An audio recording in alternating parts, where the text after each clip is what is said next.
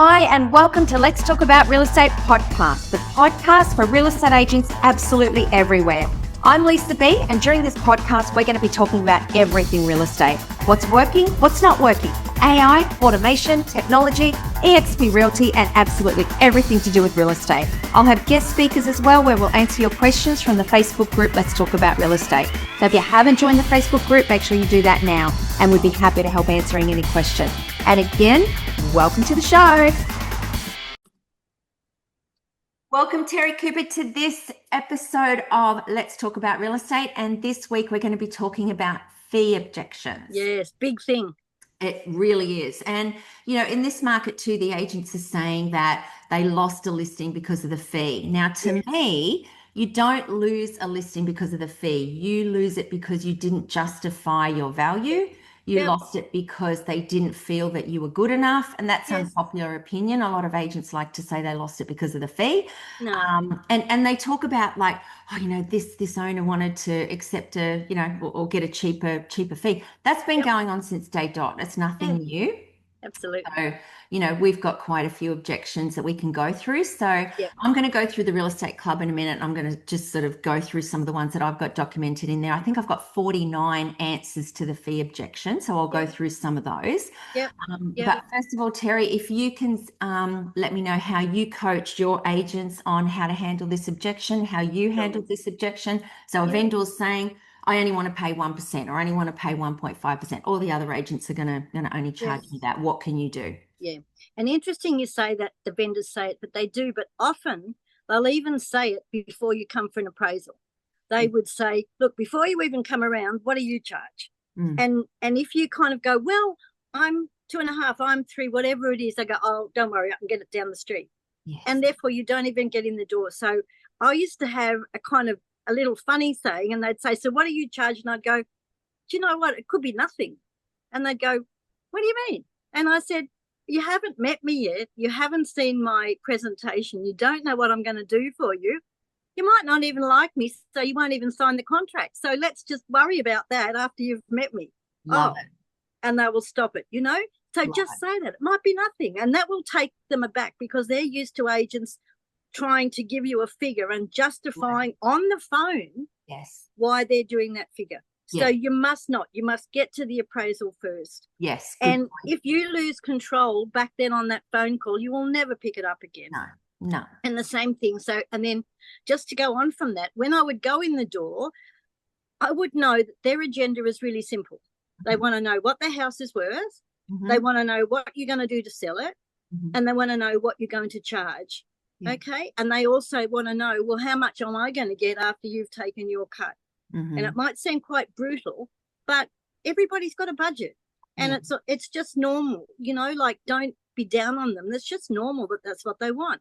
But if you talk about that, if you talk about the listing price and your fee structure, and I think, Lisa, you said this, before you build trust, credibility and value for your service, you're going to lose every time.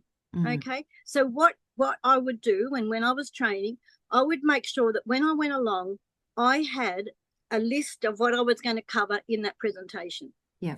That would be perhaps different to your appraisal presentation, but I'd go, look, I know you want to talk about the fee and I know you want to talk about the price, but would you mind if I just go through my agenda first? And we'll definitely get to the fee. Don't worry about that. And then I would start. I'm organized and professional, and I would sound professional. I wouldn't sound defensive or that I'm trying to prove why my fee is worth it. But I would definitely then go through all those lists. And it would be up to me to give them more information. That's what they want. They want, honestly, truly, the fee won't become an issue if they're sure that you're going to work for them. Yeah. Okay. So just acknowledge their concerns, you know, and just go, look, everybody wants to know that. Don't worry about that. And we'll get to it. Just let me go through my agenda. I'll tell you what I'll do for you. I'll tell you how I work. I'll tell you what the work marketing can be. I'll show you everything, my communication all the way through. And then we'll talk about the fee. And if you're not happy with what I'm going to do for you, like I said, it won't cost you anything because you won't come with me. Exactly. Because you've got to think the public's not going to trust real estate agents. So, No, and you're not no, going to go, if you had a brain tumor, you're not going to go into a brain surgeon and say straight away, how much are you going to charge me? You want to no. know, are you That's the right. best person for the job? What's your experience? What have you That done? What's the that's exactly. procedure? Yep, You want to actually give them the diagnosis of what you want to do first. yep, It's going to yep, benefit them, what you'd yep, like to do, yep, your proposition of what you're going to do. yep. Then you can talk about what it's going to be. That's right. So Yeah. always kind of deflate. Yeah, what do you call it? Deflect. Take it away. Take away that, because that's a big thing in their mind, Yeah. and you need to go look. Definitely, we'll go through that. Yes. But just let me show you what I'll do for you first. Then you can decide whether I'm going to be the agent for you. Yeah. And I've never ever been to an appraisal where everyone said, no, shut up about that, give me the fee. But Yeah. they don't, because you're showing you are professional, and you're showing that you're not going to be, I don't know if bullied the right word, but just forced into giving the fee before you've actually shown them Yeah. what What you value will you will do. be, and Yeah. why you will be different to the one down the road who charges who knows what. Yeah. That's You right. must prove your difference. Yeah. Okay. 100%. 100%. Now you've got your book Yeah, that you authored. Have you got that with you now? Yeah. I So do. you can always buy this book Oh as yeah, well, that way. everybody. Yep. Success as a Real Estate Agent for Dummies. So Yeah. that was Terry's book. So you can also grab a copy of that book as well. I've got my real estate club. So if you're interested in that, let me know. That's by invitation only. So I've got in my real estate club, I think 49 fee objections, answers to. So will I go through those now? Have you got anything else I you'd like think to? no, I Okay. think so. And I think for anyone who's watching, go and plug into the real estate club and look through all those objections, because what I found in my 23 years in real estate, and Lisa's probably the same, there's only a few objections. Yes, There's not like there's 100 true. of them. There are Exactly. probably maybe four major objections. And if you go over and over how to counteract that, you will be so confident. But if you go in without doing any research or any looking into the stuff that Lisa is saying or was I'm saying, honestly, you You're probably going to lose fail. listings for That's nothing. right. So Exactly. we're here to help you. And if you know that, you will be so confident. Yeah. Um, I always used to say when people were nervous, and I'm going, knowledge will give you confidence. But if you're not knowing what to do, what if they say this? What if they say that? You will be very Find the hesitant, and they will answer. pick that up, that you Yeah. don't really know what you're doing. Yeah. So That's right. before you go to any appraisals, learn. Go to Lisa's. She's got, how many have you got? So many free I think objections. 49 objections. So I'll read through Exactly. some of them. And these came about by me going into listing presentations and being Yep. asked a question I didn't know the answer to. Yeah. Yeah. And sometimes, I would say something and it was brilliant and it got me the listing. I don't want to ever lose that. I would write it down and I'd put it in a book. I was that That's right. anal about it because it's like Yep. that won me the business. That was a Yep. really good thing to say. All right, here's something else on a tape by Yep. Brian Tracy or whatever. I would write it down Yes. because it's just more tools that I've got to Yes. to win the business and to explain to people. And I'm Yes. not saying scripts and dialogues. I don't like saying it's scripts and dialogues. You have to say these words like a robot because I listen to some people that say those things, and I could never say what they said. It would sound stupid, and I No. don't like what they said. So Right. put things into your own words and have your own, analogy to it. Yes. But just know that you've got to answer those objections. Otherwise, you are going to lose business. That's Yeah. right. But I think if you go into, like stuff in my book, or all the things that Lisa has got in her Real estate club. club, the real Yeah. estate club, Yeah. it'll be so set in your mind that when they ask the question, you'll go, oh, and you'll go, oh, that was really clever. You Yeah. don't even have to think about it. It'll be second nature for you just to come out to whatever you need to say. So it's all Absolutely. about, Lisa, it's all about preparation, isn't it? I Mm-hmm. think if you go into a listing appraisal without being prepared, honestly, 90% you'll lose the listing. Yeah, that's right. 100%. Yep. Okay, so the first one, what's more important, the lowest fee or the highest price? So that's one. The next one, if you can negotiate an agent down in price, you are the better negotiator. So if they're saying the other agent said they'll do it for 1%, did they start off at a higher price and you negotiated them down? You are the better negotiator. So why don't you sell your property yourself or get a better negotiator? It's not what an agent charges you, it's what a poor negotiator can cost you. Yes, Like yes, that is that's a good one. a big difference. Mm. A cheap agent can be very, very expensive, okay, to you. You can Yes, lose a lot of money. yes. Let's negotiate the fee at the time we find a buyer. So we can say, okay, look, I'm going to write down 2.5% now, but why don't we revisit this when we find a buyer? If you don't think that I have, done the, absolute best to get you the best price, let's negotiate that later. And I can write that, to be negotiated at the time of sale. And then that might be that you get that price out of the buyer as well. You might get that higher commission out of the buyer as well. So if they can't negotiate, what will they do to your money? So if they can't negotiate their own fee, what are they going to do when they get their hands on your money? My gosh. Mm. Okay, so the seller the seller says, okay, this agent said they'll do it for 1%. Did the agent even try and justify their fee? Right? Because you got to think, are they going to try and justify your selling price, or are they just going to, they're going to make an offer and they're just going to go, yes, okay, let's put that forward. Are they going to try and actually negotiate that price up, or are they just going to accept it like they have with their fee? Right? So you got to think about this. This is a test of the agent and their skills. The other agent is only going to charge 1% and throw in all the advertising. Well, they're actually going to have a big financial interest in your property, and are they desperate for the listing? I'm not desperate for it. I want your business, but I'm not desperate for it. But you've got to think they're going to have a huge financial interest in this property, and they might do anything they can to recover those costs as well. So I would They be will. careful with that They too. will. Yeah. And another one, if you sold the property fast, so we've all had that before. You've sold it in a day, and the seller comes back and says, "Well, Terri, that was great. You sold it in a day, though, and you want $15,000, right?" I don't think it's worth $15,000 because you sold it so quickly. But would you have paid me more if it was on the market for longer? And there was a story I used to say. If there's a big factory and there's a big machine in there and something goes wrong with that machine, and somebody comes in to fix that machine and it's only one screw they need to turn, right? It might be they might charge $20,000 for fixing the machine, right? The knowledge is worth 19,000, 19,000, whatever.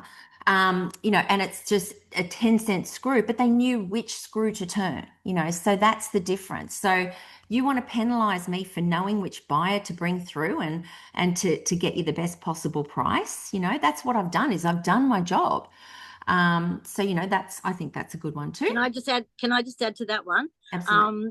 And this is a true experience. I was selling a block of units up in West End, and because I'd been around a bit, I knew what I was doing, but I had a really good database of buyers. I always had a database of buyers who I knew would want a certain type of property.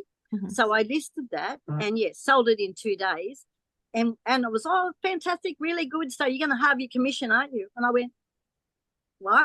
Like, why would I do that? And he said, because you sold it in 2 days, Terri. And I went, oh, sort of sometimes acting a bit dumb is kind of clever. Yes. And I went, oh, so if I'd have brought you through maybe 10 or 12 buyers over the next 3-4 months, and they offered a stupidly low price, not like the one I got for you, are you saying that you would actually have paid me more? Mm-hmm. And then I just be quiet. And they went, oh, hadn't thought of it like that. And I said, the only reason that I was able to sell it quickly is because I know all my buyers. I've got a huge database. I know exactly what they want. I know exactly what their price limit is. And instead of wasting your time for 3 months with ridiculous offers, I got in there and did it fast. So are you sure you want to pay me less? And I got the full price. Exactly. That's it. We can't be penalized for doing our job. No. Well, so some agents rely on a sign and a prayer. We don't. So if you can justify that you can market, you know how to market. So you explain your marketing packages, you explain you know how to market, you explain you know how to negotiate. We're not just going to put a for sale sign out there and whack an ad on realestate.com. We've got a whole system. In the Real Estate Club, we've got a whole different lots of ways to make the phone ring. Secret Agents, my book is all about that as well. Yep. I call it multiple streams of inquiry. So if you can explain marketing that you don't just rely on realestate.com, you don't just rely on domain. You've got lots of different ways that you make the phone ring with your buyers. You've got databases, you do letterbox drops, you follow up your buyers, all of that sort of thing. That shouldn't be an objection either. You're not just relying on, whatever. You've got a whole structure around how you're going to sell someone's property. So when you specialize in sales, you are not distracted. So if you're in an office where you don't do property management, you can say we purely focus on sales. We've got some of our competitors, they might focus on property management and sales. We've got everybody in the one funnel. We've got everybody that just specializes in sales. So that's one you can use. Don't focus on what you're going to spend, focus on what you end up with. So, and then that's again proving your negotiation skills and all that sort of thing. Yes. And there was one, I remember I had this one. We might go with this other agent because they seem really pushy, and it's like, and they didn't like him. And it's like, why would you go with someone you didn't like because they're pushy? It's the buyers are going to feel that way as well and probably run a mile, so wouldn't you prefer to go with somebody who does it a lot more professionally and may not appear so pushy, but they actually get the results by not being pushy? So that was a funny one. Show them how you negotiate an example. So it might be, I used to use the one where if a buyer put in an offer, I'd always say to the buyers, okay, so what if they don't accept that offer? What are you going to do then? And so I'm trying to elicit what their next move is. They might say, well, I'm not going to pay any more. And they might say, oh, well, just come back to me. I might improve the offer. And they don't always do what they say, but at least, I can say they've indicated they will pay a higher price, because at the end of the day, we work for our vendors. They're the ones that pay us. Exactly. So that's just demonstrating a little bit of negotiation skills, and you can go into that a lot more too. We've got you don't have to justify your entire fee, just the difference. So if another agent's going to charge 1.5% and you're 2%, you just have to justify that little difference in there. So, the other agent might charge you X amount, my fee is this amount, and it might be, $1,264. Okay. I'm sure you can justify how you're worth $1,264 more than the other agent by the things that you do. True. And I always use this example. I remember a vendor said to me, come over at 2:00 tomorrow and present to us, but I want you to tell me why I should list with you.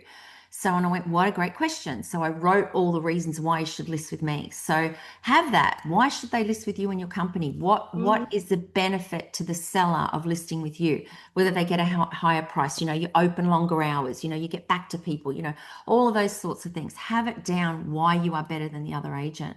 Absolutely. You can say we're not the cheapest agent, but we're not the dearest either. So there are some that are going to charge 1%. There's some 1.5. There's some 2%. So you're not the top end of the scale. There's some agents that probably charge more, but look at the value that I'm going to give you as well. It's not what they charge you, it's what they can cost you, just a different variance of one of the other ones I said before. We provide a high level of service with a large support system. So you can say for that extra $1,264, these are all the things that we do in our support system, and all of the things that we do, whether it's marketing, advertising, whatever. It might be demonstrate that you know how to negotiate by using your fee as the example. So just the same as I have, doing this right now with my fee, it's exactly what I'm going to do when we come to negotiate your house as well. I do not give up. I really fight for what I'm worth, but I'm also going to fight for what your property's worth, because this could be your biggest asset, and this is all the money that you might end up with. And you need every single dollar that you can get. And that's my job. So I'm not going to give in at the start. A buyer puts in an offer, that's not the end of it. I will keep going back until I'm satisfied I've got the highest possible price. So cheap agents can be very expensive if you choose the wrong agent. So another one, if they say an agent's going to charge 1%, how did they arrive at the fee expectation of that? Like, why are they only going to charge you 1%? So you can sort of go into that as well. My fee is a little bit more on paper. Consider it insurance. You won't pay me unless I sell your property. So, so if you don't sell, you don't pay anything, do you? How much would it cost you if you chose an agent based on their fees alone? So have you got any comments about some of these ones too, Terri? No, except just that what you just said then, how much, if you choose me on the fee alone, that's why I would always deflect that. And I'm going, how about we talk about the fees after I show you what I can do for you? I'll show you my track record. Let me show you on every step about how I will get the very best price that I can. Then let's talk about the fee. Yeah. So that's what I would do then. Just deflect it. Don't be talking about the fee before you've even demonstrated. It's like you said about brain surgeon. Would you go, oh, look, I'm coming to you because you're the cheapest. Don't really care how you do it, but you're cheap. Exactly. You just would not do that. No, exactly. Okay, so what price would you put on having peace of mind? If I've demonstrated to you that I can do all these things and you don't have to worry, what price would you put on that? And again, what price would you pay to know that your property is in safe hands? With everybody that you've met the team, or you've met, whatever and I've demonstrated it. Don't you think it's more important to worry about who is going to look after your home in the best way possible now, so you don't have to worry later? So really focus on who is going to be the one that is going to give you the less stress and the best result as well. Yes. Others have asked us to reduce our fee as well. This is what happened. Like, after we've sold the property, they've actually realized that we've actually been cheap because they've ended up with a much better price as well. Have there been times in your life when you've thought something seemed expensive, however, it turned out to be extremely good value? Or likewise, you thought something was very cheap, and it turned out to be very expensive? Same thing. My intention is not to overcharge you, far from it. My intention is to give you value for money and to get you the best possible price I can. And also too, I used to charge everybody the same fee. I would never charge someone 3% and somebody 1.5%. I think that's wrong. Yeah, so it's wrong because people will know, and people will go, hang on a minute, the guy down the road, you did that for X amount. Why are you charging? No, I think you have to be very transparent, Yeah. And I think that's part of your negotiation. Like, Terri, look, I understand you'd like me to reduce it, but that's the flat, not the flat fee. The percentage I charge is the same for everyone. I'm not going to charge somebody who's in a vulnerable position 5% and an investor 1%, because I don't think that's right. So, I justify my fee. It's a fair fee, and I'm not going to vary on that, because that's what we charge, and that's what we feel that we can provide the absolute best top tier service. But I'm not going to, to sort of do that and I'd have to go back and refund every single person I'd ever dealt with, because I think that would be the right thing to do. So we charge everyone the same thing. That's right. So if everyone thought that we were too expensive, we wouldn't be as big and as reputable as we are. So if you're like the number one agent or, something like that, that's a very, very big, a big pull towards you as well. And we're too expensive compared to what? If somebody says, oh, I think your fee's too much, compared to who or compared to what, and get them to what that is. Some people would say that you can't afford not to go with us. If they say we can't afford you, some people would say that you can't afford not to go with us. Yes. Rather than measure the fees at face value, let's measure the value for money. Okay, so again, all the things that you're going to provide for them. If you don't list with me, then we're going to be on different teams. So, I would rather be on your team selling your property, because if I'm not on your team, I'm going to be selling my listings at the same price, right? So I would rather be working for you than against you. So I'm the number one agent here, or I sell more properties in this area than anybody else. I'd rather be on your team. I don't want to be selling other properties when I can sell yours as well, If I was to do the same fee as the other agent, would you go with me? They say yes. So they're only basing it on the fee. So then you've got to actually reinstate your value as well. So go in and say why you're worth more than the other agent. They say, I want to get the cheapest agent I can, and that's when you go into all of the other things as well. They're only focusing on the cheapness of it all, not the value, not the amount that they're going to get at the end of the day. So little triggers that they say will then elicit a whole lot of other things that you can say to justify your fee as well. If the other agent didn't offer you the discounted fee, would you have considered going with them? So if they were the same price, no, I wouldn't have. So it only is just because of that, they can't negotiate their own fee. Some agents try to bribe, entice sellers with a cheap fee because that's all they've got. And you'll see too, when they're negotiating the sale of your property as well, and they're negotiating the offer, that's probably all they've got is the low price. So, you know, they've got to have more tools in their toolbox than just a cheap price. That's not who you want to go with.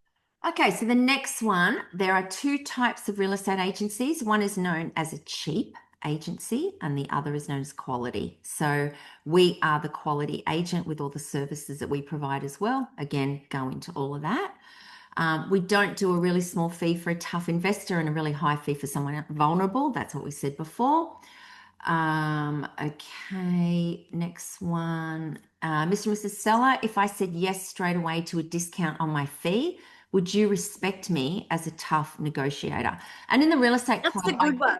in the real estate club, I delve into all of these. These are just the headlines, and then I delve into all of it and what to say and what to do and all of that sort of thing as well. Yeah, I like that one as well. Yeah, Mr. I and like Mrs. Seller, that. if I said yes straight away to a discount on my fee, would you respect me as a tough negotiator? No, you wouldn't. Okay. Again, they would be the better negotiator. All agents are the same. You all do the same thing. I only want to pay 1.5%. And that's an objection you're going to get. And no, you're going to prove value. You're going to show them exactly what you can do and all that sort of thing. You can negotiate your fee, but which parts of the system don't you want? So, okay, Terri, we can actually negotiate the fee, but what do you want to leave out? Like this is the complete service is the 2.5%. I really want to put you into realestate.com. I really want to put you into domain.com, even though that might be a separate marketing fee, whatever. You know, I really want to have the different things that we have, the different components to our system. What would you like to leave off? You know? Yeah.